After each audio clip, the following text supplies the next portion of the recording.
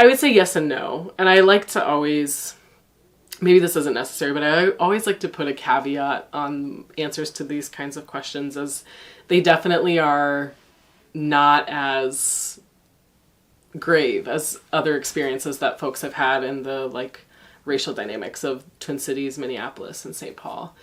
But Minnesota is a state where there's a lot of biracial people. It's very common, more common than other places that I've been to, that's for sure. And I don't know if I could explain why that is.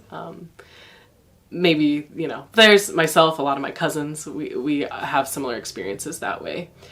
And so that experience has always been interesting. I think it's a pretty common biracial experience to have a really hard time figuring out where you belong because of that blended identity.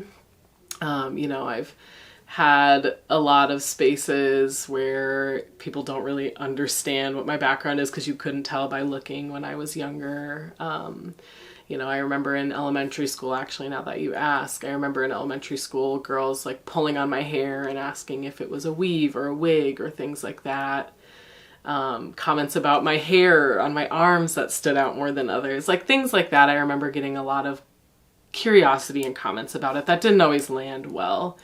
And also feeling outside of my family like you're not Black enough or don't fit the African American experience enough. And so that is always something that I've struggled with. I think as I've gotten older, I've accepted a lot more, understood a lot more, and I think it took me having a really supportive partner to help me explore that and almost validate my experience as a Black woman in America that has a very different experience than other Black women, to be very clear.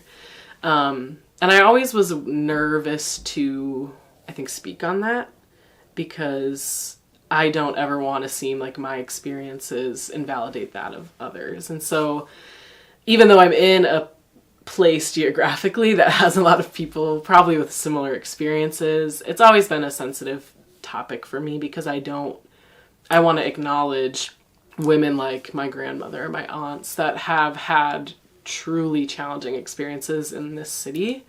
Our city has a really interesting racial history that I think has beautiful pieces and really challenging pieces too. So I've always had that, you know, kind of pull both ways, and